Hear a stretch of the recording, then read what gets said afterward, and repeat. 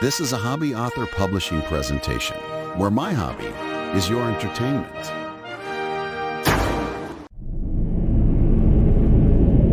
Welcome back to Shadows of Secrets. The truth has been revealed.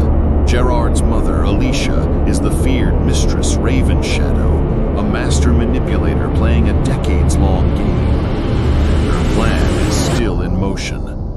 A coded message leads to a paranoid alchemist and a forbidden reagent known only as Umbral Catalyst, a concoction brewed from shadow, death, and stolen souls.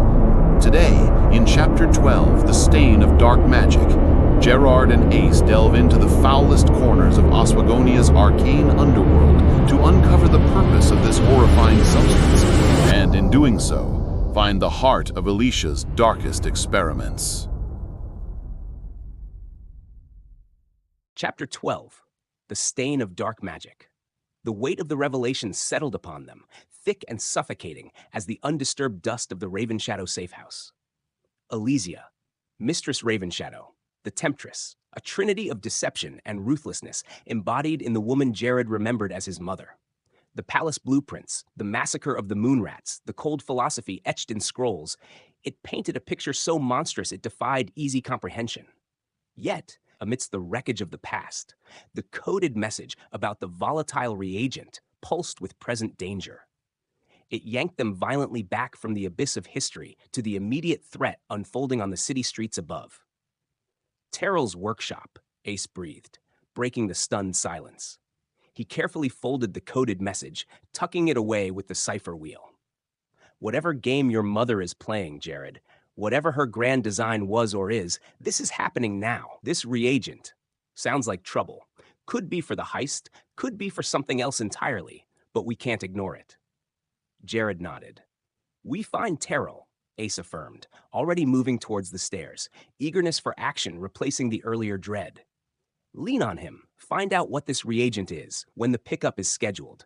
Intercept the delivery if we can, or at least learn what she's planning to do with it. They cast one last look around the preserved, silent chamber. At the racks of dark cloaks, the scarred training dummies, the niches filled with cold philosophy. Leaving the safehouse felt like sealing a tomb filled with terrible truths. As they ascended the stone stairs back towards the unsettling quiet of the aviary district, their objective was clear, immediate, and fraught with peril. They had to intercept the Temptress's next move, hoping to unravel the current thread of Mistress Ravenshadow's deadly web. Emerging from the hidden depths beneath the ruined bell tower felt like surfacing from a nightmare into the unsettling quiet of the aviary district. The oppressive stillness remained, but now it was charged with the ghosts of the Ravenshadows and the chilling identity of their mistress. Their immediate goal, however, pulled them back towards the living, breathing, albeit often foul-smelling city. Alchemist Terrill. Ace muttered as they carefully navigated the crumbling ruins, heading back towards the more populated areas. Artisan's Quarter, I thought, but maybe not. He tapped his temple, accessing mental archives accumulated over centuries of navigating Oswagonia's underbelly. Terrill deals in stuff most respectable mages wouldn't touch with a 10-foot pole. Explosive compounds, corrosive acids, reagents that whisper back at you. Needs privacy. Needs disposal options. His eyes narrowed in thought. Not the clean, guild-regulated Artisan's Quarter. Too many eyes, too many rules. He considered the nature of Terrill's trade. Dangerous, often noxious, requiring materials and processes best kept hidden. Where do you set up shop if you don't want scrutiny and the occasional unpleasant byproduct needs to vanish without fuss? His gaze shifted northwest on their internal map. The stench, the runoff, access to the river's filth. A grim realization dawned. Tanner's Row, Ace spat, the name tasting foul. Damn it all, back to that cesspit. Makes sense, though. Nobody asks questions there if the smoke smells funny or the gutters run green. Perfect cover. Following Ace's confident navigation, they retraced their steps towards the district they had only recently escaped, the vile stench growing stronger with each step. The narrow alley reeked even worse than the main thoroughfares of Tanner's Row. The stench of chemicals, decay, and something indescribably foul clinging heavy and wet in the air. Runoff trickled sluggishly down a central gutter, choked with slime and unidentifiable refuse. Ace led the way, nose wrinkled in disgust despite his earlier stoicism, stopping before a particularly grimy, reinforced wooden door set into a crumbling brick wall. Faint chemical stains radiated outwards from the doorframe, and the barely visible etching of a retort flask confirmed Ace's deduction. This was Terrill's. As they approached, Gerrod felt it. A low, discordant thrumming against his senses, like fingernails scraping across slate. It wasn't the ambient magic of the city, nor the deep resonance of natural ley lines. This was artificial, layered, and deeply unpleasant. Faint, shimmering lines of force, barely visible even to his keen eyes, seemed to crawl across the door and surrounding brickwork, emitting a palpable aura of wrongness, a static charge that prickled the skin and tasted like sour metal on the back of the tongue. "Wards," Gerrod murmured, instinctively stepping back slightly. "Strong ones. They feel agitated, unstable." Ace grunted, peering at the doorframe, his eyes scanning for arcane traps as well as mundane ones. "Figures," he muttered. "Dealing in volatile reagents, you'd want top-notch security, magical and otherwise." He pointed towards a faint discoloration near the hinges. "Looks like acid traps integrated, too. Lovely." The workshop wasn't just hidden, it was actively hostile, protected by layers of unpleasant magic designed to deter or perhaps punish unwanted visitors. Getting inside to confront Terrill or intercept the delivery would require bypassing defenses far more complex than simple locks or guards. The unpleasant magical aura radiating from Terrill's workshop pulsed like a headache behind Gerrod's eyes. Ace crouched low, examining the shimmering, unstable wards overlaying the door and walls, his expression a mixture of professional curiosity and deep caution. "Nasty stuff," he muttered, pulling out not lockpicks this time, but a set of specialized tools Gerrod hadn't seen before. Fine glass rods, tuning forks etched with counterglyphs, and small pouches containing powdered minerals and inert metals. Looks like layered sympathetic resonance traps, keyed to specific energy signatures. Touch it wrong and... He made a small exploding gesture with his hands. Boom, or worse. While Ace began the delicate process of disrupting the magical defenses, carefully touching specific points on the wall with a humming tuning fork, sprinkling fine metallic dust to ground stray energy, using a glass rod to gently pry apart overlapping fields of force. Gerrod focused on the physical aspects. His sharp eyes scanned the grimy alley floor, the cracked paving stones near the entrance, the crumbling brickwork overhead. He noticed subtle details easily missed. A single paving stone near the door slightly raised, its edges cleaner than its neighbors, suggesting a pressure plate beneath. A thin, almost invisible wire running from a loose brick high on the opposite wall down towards the door's hinge, likely a tripwire linked to the acid trap Ace had spotted. A peculiar pattern of chipped mortar near the base of the doorframe, possibly concealing tiny darts or poisoned needles. "Ace," Gerrod whispered, pointing out the physical triggers without breaking Ace's concentration on the wards. "Pressure plate, left foot, tripwire, high right, possible needle trap, low left frame." Ace grunted acknowledgement, his fingers deftly manipulating a resonating tuning fork against a pulsing node in the ward matrix. The unpleasant thrumming lessened slightly. He continued his work, neutralizing the magical traps one by one, while Gerrod remained vigilant, marking the physical hazards, ensuring their path inside, once the wards were down, wouldn't trigger a mundane but equally deadly surprise. It was a tense, silent collaboration, bypassing layers of arcane and mechanical malice guarding the alchemist's dangerous secrets. With a final dissonant thwung from Ace's tuning fork, the unpleasant magical aura surrounding the workshop door dissipated, leaving only the pervasive stench of Tanner's Row. Ace carefully disabled the tripwire and jammed the pressure plate mechanism beneath the loose paving stone. Giving Gerrod a nod, he tried the heavy wooden door.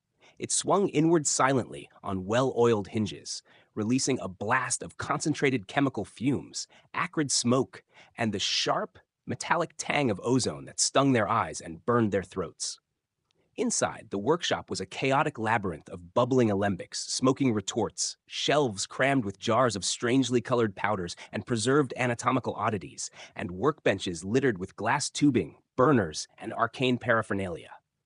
Foul-smelling vapors hung thick in the air, illuminated by the eerie glow of several alchemical lamps burning with green and purple flames. Amidst the clutter, hunched over a workbench where a viscous purple liquid bubbled ominously in a complex glass apparatus, was a man. Thin, wiry, with receding hair plastered to his scalp with sweat, he wore stained leather apron over equally stained robes. His eyes, magnified by thick spectacles, darted nervously between his bubbling concoction and the shadows flickering at the edge of the strange light. He twitched constantly, fingers drumming on the workbench, muttering calculations under his breath. This had to be alchemist Terrill. The faint sound of the door opening made him jump violently, whirling around with a startled cry, nearly upsetting a rack of volatile-looking vials. His eyes widened in alarm as he saw Gerrod and Ace stepping silently out of the shadows near the entrance, their figures stark against the dim light filtering in from the alley. Who's there?" he stammered, snatching up a heavy glass stirring rod like a weapon. "Workshop's closed. Wards are active." His twitching intensified, his gaze flicking nervously between them and his bubbling experiment. Ace stepped further into the lab, letting the door swing shut behind them with a soft thud. He ignored Terrill's pathetic attempt at brandishing the stirring rod, his expression hardening into a predatory mask Gerrod recognized from his friend's darker days. The dwarf let his gaze sweep dismissively over the bubbling vials and smoking retorts before settling on the twitching alchemist. "Wards are down, Terrill," Ace growled, his voice a low rumble that seemed to absorb the hiss and bubble of the lab. "And we ain't customers." He took a deliberate step closer, his stocky frame radiating menace. "We know what you deal in. Things that burn too hot, things that eat through steel, things that make folk forget their own names. Things the Watch frowns upon, things certain other parties pay well to keep quiet." Terrill shrank back, paling visibly beneath the chemical stains on his face. I don't know what you're talking about," he stammered, his eyes darting towards a heavy pestle on the bench, clearly contemplating a futile defense. "Don't insult me," Ace snarled, taking another step, closing the distance. He gestured vaguely at a shelf laden with jars containing suspicious powders and murky liquids.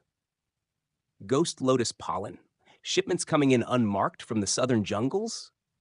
Ground wyvern bone, strictly controlled by the Mages Guild, yet you seem to have a steady supply? Shall I go on? Or maybe we just have a chat with the City Watch about the source of that particularly nasty acid spill down by the docks last month?" Terrill flinched at each mention, his twitching becoming almost uncontrollable. Ace leaned in, his voice dropping to a menacing whisper. "We know you supply dangerous goods to dangerous people, Terrill. Now we need information about a specific delivery, a volatile reagent. For a client who likes shadows and moves like smoke, delivery is imminent. Talk, now." He tapped the section mentioning the volatile reagent and Terrill's workshop. "We know about the delivery. We know who it's for, even if you call her by a different name. Your denials are meaningless now, alchemist. Tell us what she wants." Terrill stared at the note, then at Gerrod and Ace, trapped between the immediate threat before him and the terrifying retribution of the client whose secrets they now held. His facade crumbled entirely, leaving only raw, paralyzing fear. Terrill stared at the coded message like it was a venomous snake poised to strike. The last vestiges of his bluster evaporated, leaving him trembling, a cornered rat facing predators far more dangerous than the City Watch. He slumped against the workbench, defeated. All right, he whispered, his voice raspy, barely audible above the bubbling and hissing of his apparatus. "Yes, she is a client." He wouldn't say the name Temptress or Ravenshadow, referring to Elysia only with a fearful emphasis. "Regular, for maybe 2 years now. Always pays well, always an untraceable coin or rare components I can't get elsewhere." He shuddered. "Never see her face clearly, always cloaked, voice. It's like iced honey, smooth but chilling. Gives orders, expects them followed, no questions." Ace leaned forward. "The reagent mentioned in the note, what is it?" Terrill hesitated, glancing nervously at his bubbling concoctions. "It's complex, extremely unstable. She calls it Umbral Catalyst." He licked his dry lips. "It's not just one thing. Requires precise mixing of several difficult components." His voice dropped lower, fear making it quiver. Things like powdered nether lichbone, essence of captured shadow, refined soul-binding agents extracted from unwilling sources. He shuddered violently. Stuff that curdles the blood just handling it.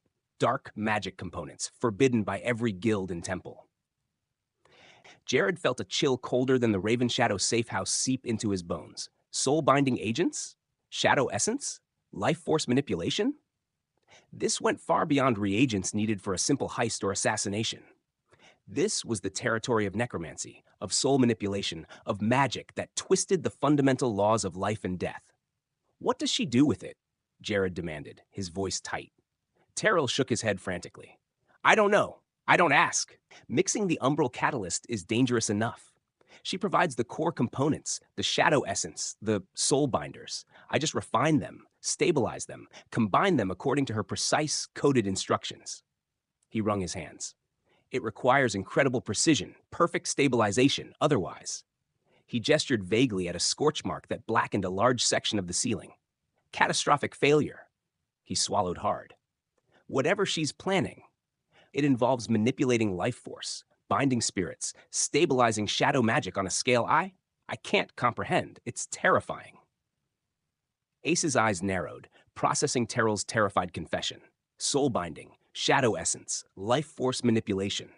The words echoed with a disturbing familiarity, resonating with fragmented whispers and rumors he'd gathered about the Shadow Myster himself over the years. These components, Ace pressed, stepping closer to Terrill, his voice dangerously low. Netherlich bone, soul binders, shadow essence. You say she provides them. You just mix the catalyst? Terrill nodded mutely, trembling. Have you ever supplied similar materials, or perhaps less refined versions, to anyone else? Anyone operating deep in the shadows, someone whose power feels unnatural, maybe leaves a cold spot where they pass? Terrill frowned, thinking, his fear momentarily overshadowed by professional recollection. Less refined? He murmured. Perhaps, years ago, before she became a regular client, there were intermediaries, never dealt directly, always through cutouts. They bought ingredients related to shadow stabilization, yes, and cruder soul-binding agents, less potent, more volatile. He shuddered. Always paid well, untraceable methods, similar feel, asked no questions. And the energy signature? Gerrod interjected, remembering the unnatural coldness sometimes associated with areas the Myster controlled. Did handling those earlier components leave a specific residue? A feeling? Terrill paled further, nodding slowly. Yes.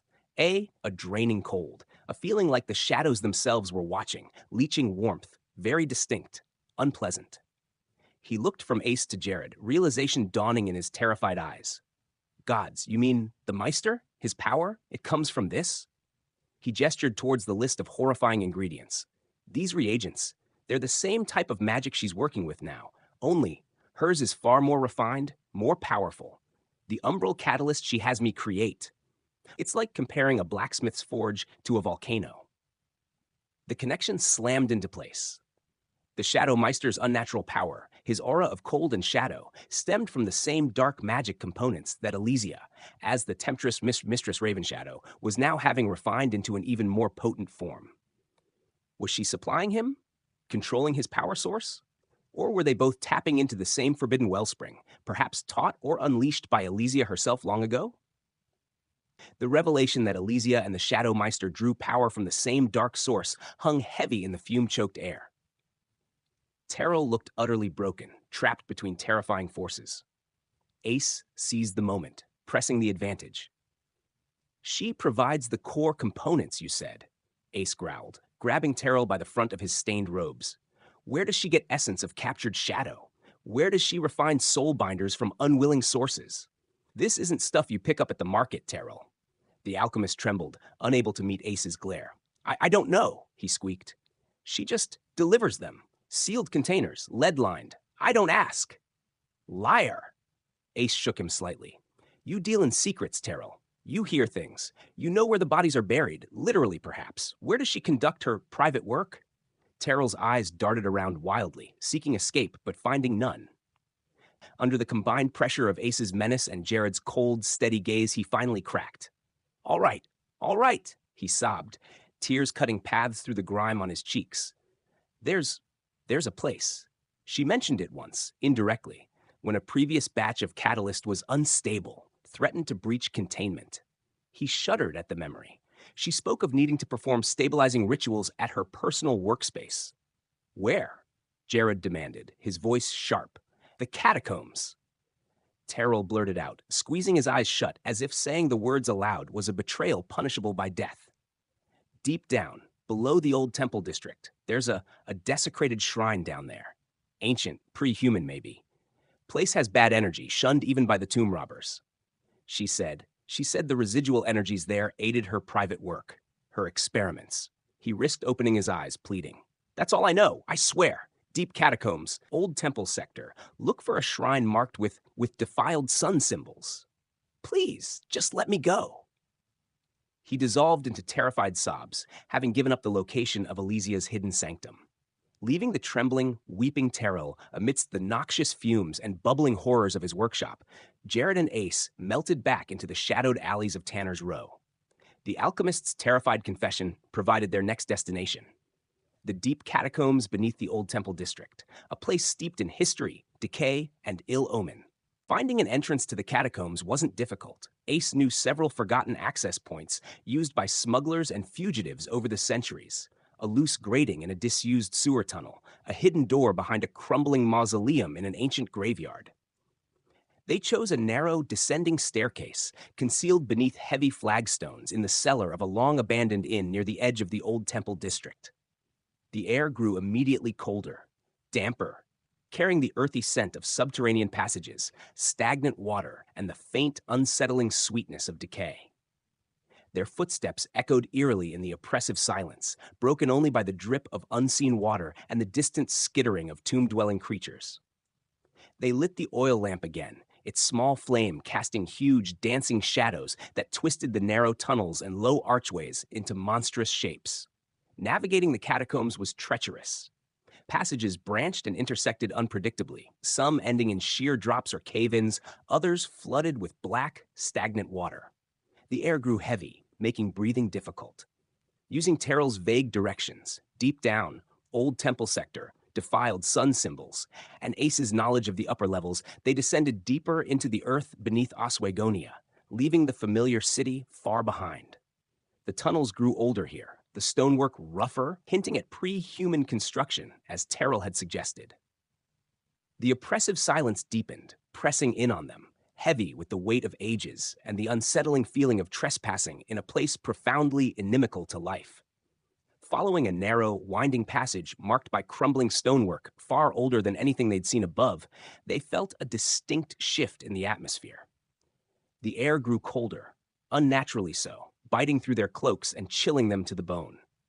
The faint, earthy smell of the catacombs was overlaid with a stronger, sharper tang. The ozone-like scent, Gerrod associated with powerful magic, but twisted, corrupted, carrying undertones of decay and something metallic, like old blood. The passage opened abruptly into a large, irregularly shaped cavern. In the center stood the remains of a shrine, confirming Terrill's directions. It was ancient, built from massive blocks of black, obsidian-like stone, unlike any architecture found in Oswegonia above. Crude, powerful symbols were carved into its surface, mostly depicting suns or radiant stars, but nearly all had been deliberately defaced, scratched out, broken, or overlaid with jarring, dissonant sigils etched in what looked disturbingly like dried blood. The entire cavern pulsed with a palpable aura of dark energy.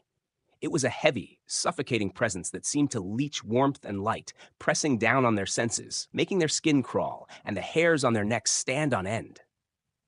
Gerrod felt the protective pendant beneath his tunic grow subtly warmer, not with the resonant recognition it had shown before, but with a faint, defensive thrum, reacting against the overwhelming wrongness of the place. The air itself felt thick, heavy with the residue of countless dark rituals. It tasted foul, metallic, leaving a greasy film on the tongue. This wasn't just a forgotten shrine. It was a place deliberately desecrated and actively used for powerful, disturbing magic. Elysia's personal workspace, her hidden laboratory for manipulating life, death, and shadow. The cold, dark heart of her power lay bare before them. The oppressive energy of the desecrated shrine weighed heavily on them as they cautiously explored the cavern. Ace kept his hand on his axe, scanning the shadowed corners, while Gerrod examined the defaced symbols on the black stone altar and surrounding pillars, his skin crawling from the palpable wrongness of the place. As Gerrod swept the lamplight across the dusty cavern floor, he noticed intricate patterns etched directly into the stone, almost invisible beneath a layer of fine gray dust. He knelt, brushing the dust away carefully, revealing complex diagrams, interwoven circles, jagged lines, channels seemingly designed to direct liquid or energy, all converging on the central altar. The symbols incorporated into these diagrams were disturbing, stylized representations of chains, bound figures, leering skulls, and grasping shadows. Ace joined him, peering at the diagrams. Recognize any of this? Gerrod traced a complex knot of intersecting lines. Some elements resemble known binding runes, but twisted, and these. He pointed to a recurring jagged symbol representing concentrated shadow energy. These match descriptions I've heard associated with the Shadow Myster's unique power signature: the draining cold, the creeping darkness. But as he looked closer, tracing the flow of energy depicted in the diagrams, he felt that now familiar, chilling resonance. Woven subtly within the dark geometry, almost hidden beneath the jagged lines and symbols of shadow and binding, was another layer of inscription, finer, more elegant, bearing the flowing, balanced structure of elven arcane craft. And overlaid upon it, faint but undeniable to his senses, shimmering just beyond normal sight like heat haze, was the unique personal arcane signature he now recognized with dread. Elysia's signature. It was woven into the very fabric of these dark ritual diagrams. She hadn't just used this place. She had designed these rituals, integrating her sophisticated elven knowledge with forbidden practices related to shadow magic and soul manipulation, the very magic fueling the Shadow Myster. The diagrams were irrefutable proof. Her hand wasn't just guiding the Myster, she was the architect of his unnatural power. Their examination shifted from the disturbing diagrams etched into the floor to the area immediately surrounding the desecrated altar. Here, the dust was thicker in places, disturbed in others, suggesting recent activity despite the ancient feel of the cavern. Tucked into crevices in the black stone or discarded in shadowed corners were remnants that painted a grim picture of the rituals performed here. Gerrod spotted several small, fire-blackened ceramic bowls containing gray, powdery ash, likely incinerated herbs or reagents, but the faint, acrid smell lingering around them spoke of something far less benign than incense. Nearby, almost hidden beneath a loose stone, he found several shards of dark, obsidian-like glass, unnaturally cold to the touch, that seemed to absorb the lamplight. Ace, poking through a pile of debris near the altar's base, uncovered a small, lead-lined container, empty now, but bearing faint residue inside that matched the description Terrill had given for the refined, soul-binding agents. He also found several brittle, hollow bone fragments, bleached unnaturally white, that might have belonged to some large non-human creature, possibly the Nether Lich Terrill had fearfully mentioned. Most disturbingly, clinging to the edges of the channels carved into the floor leading towards the altar, were faint, almost invisible traces of a black tar-like substance. It wasn't liquid, but solidified, slightly crystalline, yet it seemed to writhe sluggishly at the edge of vision, absorbing the light and radiating an intense, unnatural cold. When Gerrod cautiously extended a hand near it, the pendant beneath his tunic pulsed sharply, defensively.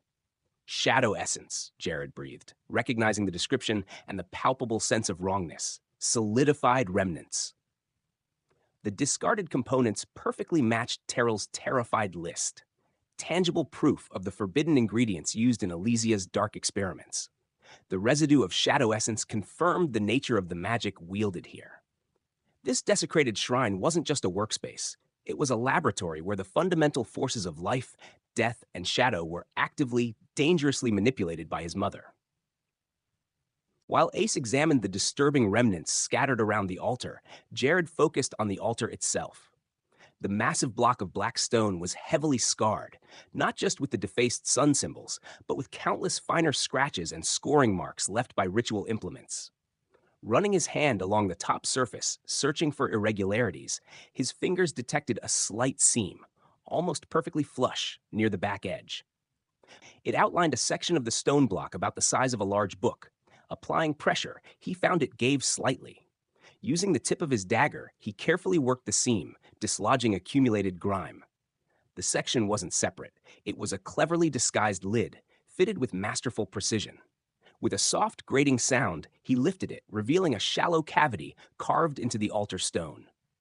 Inside, nestled on a bed of what looked like faded, dried moss, lay a single object, a small, leather-bound book, clearly a fragment torn from a larger volume.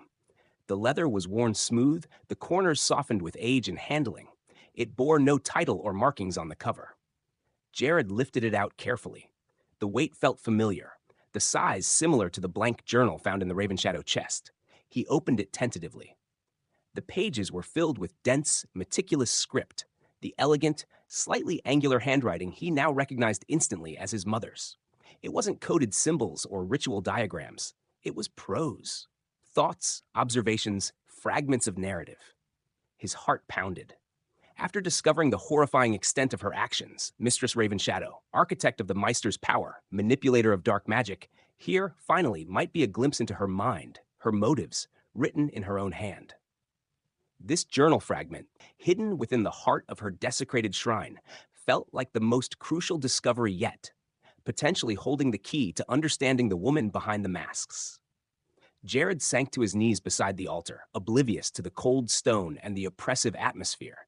His entire focus narrowed onto the journal fragment in his trembling hands. Ace moved closer, holding the lamp steady, illuminating the elegant, tightly spaced script. Gerrod began to read aloud, his voice low and strained. Experiment log, cycle 7. The refinement of raw shadow essence remains volatile. Stabilization requires an organic matrix, a living host capable of absorbing and grounding the chaotic energies without succumbing entirely. He turned a page, the brittle parchment rustling softly. Previous attempts using lesser subjects resulted in catastrophic dissolution or uncontrolled manifestations. The binding process demands immense willpower from the anchor and precise channeling through prepared conduits. He paused, his gaze flickering towards the diagrams etched on the floor. The shrine's inherent energies amplify the resonance, but containment is difficult. Another entry detailed successes, chilling in their detachment. Subject Gamma shows increased tolerance. Shadow integration holding at 17% after 3 cycles. Minor psychological fractures observed, but physical form remains stable. Potential for controlled manifestation appears viable. There was no mention of who or what Subject Gamma was. He read on, his voice growing hoarser. The ultimate goal is not mere infusion, but controlled symbiosis, a vessel capable of wielding the raw power of shadow, guided by a controlling intellect. Such power could reshape realities, enforce true balance where lesser wills have failed. The entry spoke of creating, or perhaps becoming, a being of immense power, capable of wielding shadow magic on an unprecedented scale. The vessel must be perfected, the binding must hold, the power must be controlled. Gerrod looked up at Ace, his face pale. Binding shadow essence to a living host, he whispered, the words tasting like ash. Creating a vessel to wield immense power. It wasn't just about fueling the Myster or performing dark rituals. It was about a horrifying form of magical bioengineering, forcing a symbiosis between life and raw shadow energy. This was the true nature of his mother's work in this desecrated place. Gerrod continued reading, his voice barely a whisper now, thick with horrified understanding. The journal entries shifted from clinical observation to notes laced with growing frustration, the meticulous script becoming slightly more agitated. Cycle 12. Subject Delta destabilized rapidly. The existing matrix proved insufficient. The shadow integration overwhelmed the host's psychic resilience. Complete dissolution occurred within hours. Another failure. The detachment remained, but an undercurrent of impatience bled through. He turned another brittle page. The inherent limitation lies within the chosen vessels themselves. Their will is too weak, their life force insufficient to anchor the power without fracturing. They burn out like tallow candles in a hurricane. There was a heavy, dark line scored beneath this sentence, as if Elysia had pressed down hard with her quill in frustration. Then came the key passage, leaping out from the page with chilling clarity. The process demands more. The vessel is inadequate. A stronger anchor is required, one with innate resilience, perhaps inherent arcane potential, a life force naturally attuned to both light and shadow, capable of bridging the divide without shattering. The entry continued, speculating on the theoretical requirements for such an anchor. Someone, uniquely positioned, someone with a foot in both worlds, someone whose heritage provides the necessary foundation for the binding.